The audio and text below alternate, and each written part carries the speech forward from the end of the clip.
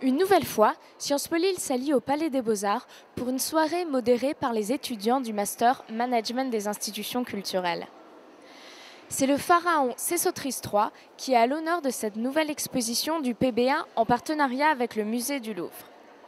À travers les quelques 300 œuvres de l'exposition, allant des portraits du pharaon aux divers reliques de son époque, le PBA vous propose une vraie découverte de l'Égypte antique.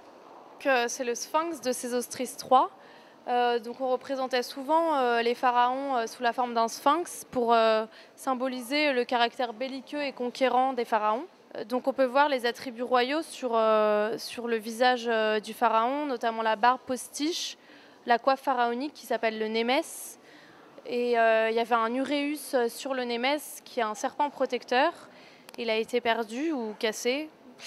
Et il y a également le sérec, qui est le petit carré sur son torse, où est inscrit en fait le nom du pharaon Sésostris III, et c'est comme ça qu'on a pu l'identifier. Donc, ici, on se trouve à l'exposition Révélateurs d'Égypte, qui est une exposition qui a été organisée en parallèle à l'exposition de Sésostris III au Palais des Beaux-Arts. Et donc, c'est une exposition qui porte sur la relation entre la photographie et l'archéologie. Parce qu'on le sait peu, mais l'archéologie a été un haut lieu d'évolution technique de la photographie, notamment à travers les chantiers de fouilles en Égypte. Et donc, si ça nous paraît évident aujourd'hui que les archéologues vont venir documenter leurs travaux de fouilles avec des photos, ça l'était beaucoup moins pour leurs ancêtres du 19e, voire du 20e siècle. Aussi, ce qui est intéressant de noter, c'est que la plupart des clichés photographiques exposés font l'objet d'une exposition inédite, car ils n'ont jamais été montrés au public et la plupart proviennent des fonds du musée d'Orsay. L'exposition se tient au Palais des Beaux-Arts et ce jusqu'au 25 janvier 2015. Sachez qu'une nocturne étudiante est organisée mercredi, le 3 décembre, une bonne occasion d'aller découvrir l'univers de Sésostris III.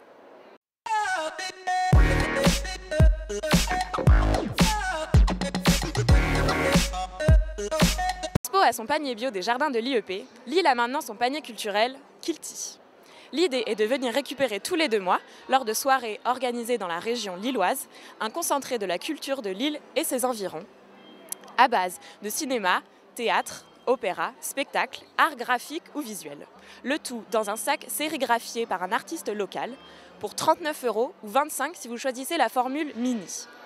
Pour vous donner une idée, les abonnés ont déjà trouvé dans leur Kilti des places pour l'Orchestre national de Lille, le Biplan, l'Opéra, la Cave aux poètes ou des œuvres cinématographiques d'artistes locaux. Les inscriptions pour décembre sont désormais closes, mais vous pouvez toujours commander le panier de février pour Noël.